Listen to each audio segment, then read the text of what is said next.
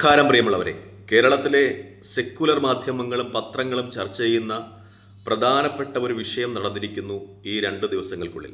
പക്ഷേ കേരളത്തിലെ ക്രിസംഗികൾ, പ്രത്യേകിച്ചും ക്രിസംഗികളായ യൂട്യൂബർമാർ ഈ സബ്ജക്റ്റ് കണ്ടിട്ടേയില്ല. അഥവാ അവർ കണ്ടിട്ടും കണ്ടില്ല എന്നൊടിക്കുകയാണ്. ഞാൻ അത്തരത്തിലുള്ള 2 യൂട്യൂബർമാരുടെ വീഡിയോകൾ സന്ദർശിച്ചു. ഒന്ന് മാത്യു സാമുവൽ. അയാൾ ഈ സബ്ജക്റ്റ് അറിഞ്ഞിട്ടേയില്ല. അയാൾ ഈ അഖിലേന്ത്യാ തലങ്ങളിലും അന്തർദേശീയ തലങ്ങളിലുമൊക്കെ ഇങ്ങനെ വിരാജിച്ച് നടക്കുകയാണ്. ഒരു പ്രത്യേക സമുദായത്തിനെ ഇൻസൾട്ട് ചെയ്യുകയും അപമാനിക്കുകയും ചെയ്യുന്ന വീഡിയോകൾ ഇങ്ങനെ ഇട്ടുകൊണ്ടേയിരിക്കുകയാണ്. മറ്റൊരാൾ ഷാജൻ സ്കറിയയാണ്. അയാൾ എമ്പുരാൻ എന്ന സിനിമയ്ക്കെതിരെ നിരന്തരം ഇങ്ങനെ വീഡിയോകൾ ഇട്ട് സംഘികളുടെ ആസന്നം താങ്ങുന്നതിൽ ഞാൻ വ്യാപൃതനാണ് എന്ന് സംഘികൾക്ക് തെളിയിച്ചു കൊടുത്തുകൊണ്ടേയിരിക്കുകയാണ്. പക്ഷേ അവർ പിറന്നു വീണ സമുദായത്തെ വല്ലാതെ അപമാനിക്കുന്ന രീതിയിലുള്ള ഈ ഒരു നടപടിയെ അവർ കണ്ടില്ല എന്നടിക്കുന്നത് വളരെ അപമാനകരമാണ് എന്ന് തന്നെയാണ് എനിക്ക് പറയാനുള്ളത്. ഞാൻ പറഞ്ഞു വരുന്നത് ഓസ്ട്രേലിയൻ മിഷണറിയായ ഗ്രഹാം സ്റ്റെയിൻസിനെയും അദ്ദേഹത്തിൻ്റെ 2 മക്കളെയും 1999 ജനുവരി 22 ഒറീസയിൽ ചുട്ടുകൊന്ന സംഭവവുമായി ബന്ധപ്പെട്ട ചില നടപടികളാണ്. നമുക്കറിയാവുന്നതുപോലെ 10 വയസ്സുകാരൻ ഫിലിപ്പ്, 6 വയസ്സുകാരൻ തിമോത്തി എന്നിവരെയും ഗ്രഹാം സ്റ്റെയിൻസ് എന്ന് പറയുന്ന ഓസ്ട്രേലിയൻ മിഷണറിയും അദ്ദേഹം ഓസ്ട്രേലിയയിൽ നിന്ന് ഇന്ത്യയിലെത്തി ഒറീസയിലെ കുഷ്ഠരോഗികൾക്കിടയിൽ പ്രവർത്തിക്കുന്നതിനോടൊപ്പം മിഷണറി പ്രവർത്തനങ്ങളുമായി മുന്നോട്ട് പോവുകയായിരുന്നു. അദ്ദേഹത്തെ 1999 ജനുവരി 22 അദ്ദേഹം ഈ പ്രവർത്തനങ്ങൾക്കിടയിൽ കൊടും തണുപ്പത്ത് കാറ് പാർക്ക് ചെയ്ത് 2 മക്കളോടൊപ്പം കാറിൽ കിടന്നിറങ്ങുകയായിരുന്നു. അപ്പോൾ ഒരു സംഘം ബജ്രംഗ് ദൾ പ്രവർത്തകർ, ദാരാ സിംഗ് എന്ന് പറയുന്ന കശ്മലിന്റെ നേതൃത്വത്തിൽ ഒരു സംഘം 50-ൽ പരം ബജ്രംഗ് ദൾ പ്രവർത്തകർ അവരെ വളരുകയും കാറിലേക്ക് പെട്രോൾ വലിച്ചെറിഞ്ഞതിന് ശേഷം കാറ് കത്തിക്കുകയുമാണ് ഉണ്ടായത്.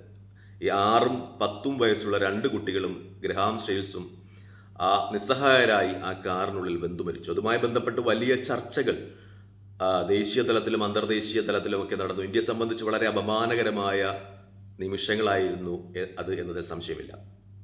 നമ്മൾ ഈ വിഷയം ചർച്ച ചെയ്യുമ്പോൾ ഏറ്റവും പ്രധാനപ്പെട്ട ഒരു കാര്യമെന്ന് പറയുന്നത് ആ സമയത്ത് ബജ്രംഗ് ദളിൻ്റെ സംസ്ഥാന നേതൃത്വത്തിലുണ്ടായിരുന്ന പ്രതാപ് സിംഗ് സാരംഗി എന്ന് പറയുന്ന വ്യക്തി, കാരണം ഈ കലാപങ്ങളിൽ ഹീറോ ആകുന്ന ആളുകളെയാണല്ലോ സംഘികളെ എടുത്തുയർത്തി മന്ത്രിമാരും ഒക്കെ ആക്കുന്നത്. അങ്ങനെ സംഘികളുടെ ഹീറോയിസം കിട്ടിയ ഈ പ്രതാപ് സിംഗ് സാരംഗി, നമ്മൾ ഗുജറാത്ത് കലാപത്തിൻ്റെ എടുക്കുകയാണെങ്കിൽ ബജ്രംഗി ആയിരുന്നു കലാപത്തിന് നേതൃത്വം നൽകിയെങ്കിൽ ഇവിടെ ഒരു സാരംഗി ആയിരുന്നു.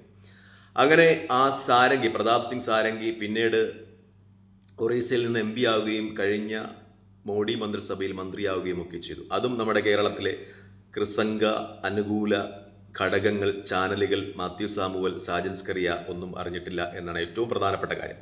ഇപ്പോൾ അതുമായി ബന്ധപ്പെട്ട് വരുന്ന ഏറ്റവും അവസാനത്തെ സംഗതി എന്ന് പറഞ്ഞാൽ ഈ കലാപത്തിന് നേതൃത്വം നൽകിയ മറ്റൊരു വ്യക്തിത്വം, അതായത് അയാളുടെ പേര് മഹേന്ദ്ര ബെൻഗ്രാം എന്നാണ്. അയാളെ നല്ല നടപ്പിന് വെറുതെ വിട്ടുകൊണ്ട് ഒറീസ സർക്കാരിന് തീരുമാനമുണ്ടാകുന്നതാണ്. കാരണം കേരളത്തിലെ ക്രിസംഗികളൊക്കെ പറയുന്ന ഒരു പ്രധാനപ്പെട്ട കാര്യമുണ്ട്, അവരുടെ പ്രൊഫൈലുകളൊക്കെ പറഞ്ഞു വരുന്ന ഒരു പ്രധാനപ്പെട്ട കാര്യമുണ്ട്. ഇനി ക്രിസംഗികളാണോ അതോ ഈ ക്രിസംഗികളുടെ നാമം ധരിച്ച സംഘികളാണോ എന്നറിയില്ല. കാരണം കോൺഗ്രസിൻ്റെയൊക്കെ കാലം കഴിഞ്ഞു. ഇനി ആ സമുദായം കോൺഗ്രസിനെ വിശ്വസിച്ചിട്ട് കാര്യമില്ല, ഇനി BJPക്കൊപ്പം നിൽക്കണമെന്നാണ്. ഞാനീ പറഞ്ഞു വരുന്നത്, ചരിത്രത്തിൽ ആദ്യമായി BJP ഒറീസയിൽ അധികാരത്തിലെത്തുമ്പോൾ ഒരു ക്രൈസ്തവ സന്യാസിയെയും അദ്ദേഹത്തിൻ്റെ 6ഉം 10ഉം വയസ്സുള്ള മക്കളെ നിഷ്ഠൂരമായി ചുട്ടുകൊന്ന പ്രതികളെ വെറുതെ വിടുന്നു എന്ന അവസ്ഥയാണ്. ഇത് കേരളത്തിൽ സംഭവിക്കാം. സമീപകാലങ്ങളിൽ തന്നെ BJP അധികാരത്തിലുണ്ടാകുന്ന ഒരു അവസ്ഥ ഉണ്ടാകുകയാണെങ്കിൽ സംഭവിക്കാം എന്നതാണ് ഏറ്റവും വലിയ യാഥാർത്ഥ്യം. ഗുജറാത്തിൽ സംഭവിച്ചു കഴിഞ്ഞു. അപ്പോൾ ബീഹാറിൽ ആദ്യമായി അധികാരത്തിൽ BJP എത്തുമ്പോൾ ക്രൈസ്തവ സന്യാസിയെ ചുട്ടുകൊന്ന കേസിലെ പ്രതികളെ വെറുതെ വിടുന്നു എന്ന ഒരു സ്ഥിതിവിശേഷമാണുള്ളത്. നേരത്തെ നമ്മൾ ചർച്ച ചെയ്തെടുത്താണ് പ്രതാപ് സിംഗ് സാരംഗി എന്ന് പറയുന്ന ബജ്രംഗ് ദളിലെ നേതാവിനെ ആ കലാപ സമയത്ത് ബജ്രംഗ് ദളിലെ ഒറീസ ഘടകത്തെ നയിച്ച നേതാവിനെ BJP പ്രൊമോട്ട് ചെയ്ത് MP-യും മന്ത്രിയും ഒക്കെ ആക്കി. അദ്ദേഹത്തെ പറ്റി അന്ന് BJP പ്രൊഫൈലുകൾ പാടിപ്പകർത്തിയ ഒരു കഥയുണ്ട്. അദ്ദേഹം സൈക്കിളിലാണ് സഞ്ചരിക്കുന്നത്, കുടിലാണ് ജീവിക്കുന്നത് എന്നൊക്കെ പറഞ്ഞ് ആ കലാപത്തിൻ്റെ സമയത്ത്, അതായത് ഈ ഗ്രഹാം സ്റ്റെയിൻസിനെ ചുട്ടുകൊല്ലുന്ന സമയത്ത് BJP പ്രൊഫൈലുകൾ ഉയർത്തിവിട്ട ഒരു ഇമേജ് ഉണ്ട്. നമ്മൾ ഈ ഒറീസയെ പറ്റി ചർച്ച ചെയ്യുമ്പോൾ ഏറ്റവും കൂടുതൽ ക്രൈസ്തവ സമൂഹത്തിനെതിരെ അതിക്രമങ്ങൾ നടന്ന ഒരു സംസ്ഥാനമാണ് എന്ന് പറയാം. പ്രത്യേകിച്ചും അവിടുത്തെ ചില സ്ഥലങ്ങളിലൊക്കെ കന്യാസ്ത്രീകളെ കൂട്ടബലാത്സംഗം ചെയ്യുകയും നഗ്നരായി നടത്തുകയും ഒക്കെ ചെയ്ത സംഭവങ്ങൾ ഇതോടനുബന്ധിച്ച് നമ്മൾ ചേർത്ത് വായിക്കേണ്ടതുണ്ട് എന്നാണ് ഏറ്റവും പ്രധാനപ്പെട്ട കാര്യം.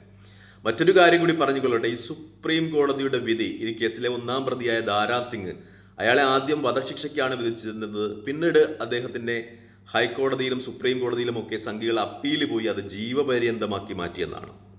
അപ്പോൾ സുപ്രീം കോടതിയിൽ അപ്പീൽ പോകുന്ന സമയത്ത് സുപ്രീം കോടതിയുടെ ഒരു നിരീക്ഷണം എന്ന് പറയുന്നത് നിർബന്ധിത മതപരിവർത്തനം ഒരു തരത്തിലും ന്യായീകരിക്കുവാൻ പറ്റില്ല എന്നാണ്. അതായത് നിർബന്ധിത മതപരിവർത്തനം നടത്തിയത് കൊണ്ടാണ് ഗ്രഹാം സ്റ്റെയിൻസ് അയാൾ ചുട്ടുകൊല ചെയ്യപ്പെട്ടതാണ്. അന്ന് വലിയ വിവാദമുണ്ടായ ഒരു സംഭവമാണ്. കാരണം സുപ്രീം കോടതിയുടെ ഇടയിൽ നിന്ന് ഈ നിർബന്ധിത മതപരിവർത്തനം നടത്തിയാൽ ചുട്ടുകൊല്ലാൻ ബാധ്യസ്ഥനാണ് എന്ന രീതിയിലുള്ള ഒരു പരാമർശം നടത്തിയതൊക്കെ വലിയ വിവാദമായിരുന്നു എന്നത് നമ്മൾ ഈ അവസരത്തിൽ ചേർത്ത് വെക്കേണ്ടതുണ്ട് എന്നാണ് ഏറ്റവും പ്രധാനപ്പെട്ട വാർത്ത.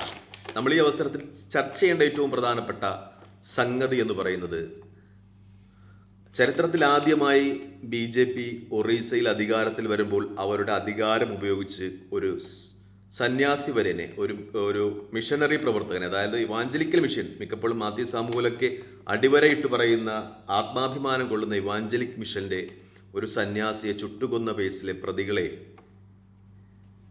നല്ല നടപ്പിന് വെറുതെ വിടുന്നുവെന്നാണ്. BJP എന്ന പ്രസ്ഥാനം കേക്കുമായി വന്നാൽ സ്വീകരിക്കുവാൻ നിൽക്കുന്ന ചില പ്രൊഫൈലുകൾക്ക് ഇപ്പോൾ ഈ അവസരത്തിൽ ഇന്നലെയൊക്കെ വാർത്തകൾ വരുന്നത് ഇത്തവണ കേക്ക് കൊടുക്കുന്നില്ല എന്നാണ്.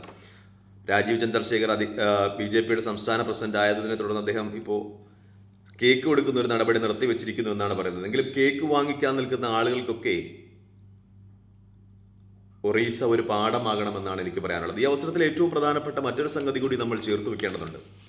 ഈ വഖഫ് ബോർഡുമായി ബന്ധപ്പെട്ട ചർച്ചകൾ നടന്നപ്പോൾ ബിജു ജനതാദൾ, അതായത് ഒറീസയിൽ ദീർഘകാലം ഭരിച്ചുകൊണ്ടിരുന്ന പാർട്ടി, ആ പാർട്ടിയുടെ തീരുമാനം എന്ന് പറയുന്നത് വഖഫ് നിയമ ഭേദഗതിക്കെതിരെ വോട്ടിടണമെന്നായിരുന്നു. പക്ഷേ രാജ്യസഭയിലെ ഒരു ക്രൈസ്തവ MP അദ്ദേഹം പാർട്ടി വിപ്പ് ലംഘിച്ച് വഖഫ് നിയമ ഭേദഗതിക്ക് അനുകൂലമായി വോട്ടിട്ടു. കാരണം അത് ഈ ക്രൈസ്തവ സഭകളുടെയൊക്കെ ഇടപെടലിനെ തുടർന്നായിരുന്നു.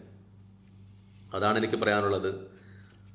ഈ പ്രലോഭനങ്ങളിലൊക്കെ വീണ് സംഘികൾക്കൊപ്പം ചേരുവാനുള്ള തീരുമാനം വളരെ നിരാശാജനകമാണ്. കാരണം ഏതു നിമിഷവും അവരുടെ ഭാഗത്തു നിന്ന് ലക്ഷ്യങ്ങൾ നേടുവാനുള്ള ശ്രമങ്ങളുണ്ടാകാം. അത് കലാപങ്ങളാകാം, അത് നിയമ ഭേദഗതികളാകാം, അത് ഇന്ത്യയിലെ എല്ലാ മതന്യൂനപക്ഷങ്ങളും നേരിടേണ്ടി വരും, എല്ലാ രാഷ്ട്രീയ പാർട്ടികളും നേരിടേണ്ടി വരും എന്നതാണ് ഏറ്റവും പ്രധാനപ്പെട്ട കാര്യം. ഞാൻ ഒരു മുസ്ലിം സമുദായത്തിൽ പിറന്നു വീണ ആളാണെങ്കിലും മിക്കപ്പോഴും എനിക്ക് ചില സമയങ്ങളിലൊക്കെ ഈ മുസ്ലിം സമുദായത്തിലെ ചില പണ്ഡിതന്മാർ കോൺഗ്രസ് എന്ന പ്രസ്ഥാനത്തിനെതിരെ എടുക്കുന്ന ചില തീരുമാനങ്ങളിൽ എനിക്ക് വിമുഖതയുണ്ട്. കാരണം കോൺഗ്രസ് എന്ന പ്രസ്ഥാനം ഉള്ളത് കൊണ്ടാണ് രാജ്യം മതേതരവും ജനാധിപത്യവുമായി നിലനിൽക്കുന്നത് എന്നാണ് എൻ്റെ വിശ്വാസം. അവർക്ക് ഒരുപാട് അപചയങ്ങൾ ഉണ്ടാകാം, ഏറ്റവും കൂടുതൽ അഴിമതി നടത്തുന്ന ആൾക്കാരായിരിക്കാം, അവർ അധികാരത്തിന് വേണ്ടി തമ്മിൽ തല്ലുന്നുണ്ടാകാം. പക്ഷേ ഞാൻ ഇത് പറയാൻ കാരണം ചില ക്രിസംഗീസ് പ്രൊഫൈലുകളിൽ നിന്ന് ഇനി ഞങ്ങൾ കോൺഗ്രസിന് വോട്ടിടില്ല, 60 വർഷം വോട്ടിട്ടു, ഇനി BJPക്കാണ് വോട്ടിടുന്നതെന്നൊക്കെ പറയുമ്പോൾ BJP അധികാരത്തിൽ വരുമ്പോൾ ഉണ്ടാകുന്ന ഭയാനകമായ ചില സാമുദായിക അന്തചിത്രതകളുണ്ട് എന്നതാണ് ഏറ്റവും പ്രധാനപ്പെട്ട കാര്യമായി ഞാൻ ഈ അവസരത്തിൽ എടുത്തു പറയാൻ ഉപയോഗിക്കുന്നത്. തൽക്കാലം ഈ വീഡിയോയുമായി വിടവാങ്ങുകയാണ്. മറ്റൊരു വീഡിയോയുമായി കാണുന്നവരെ പ്രാർത്ഥനയിൽ ഉൾപ്പെടുത്തുക. നന്ദി, നമസ്കാരം, ജയ് ഹിന്ദ്.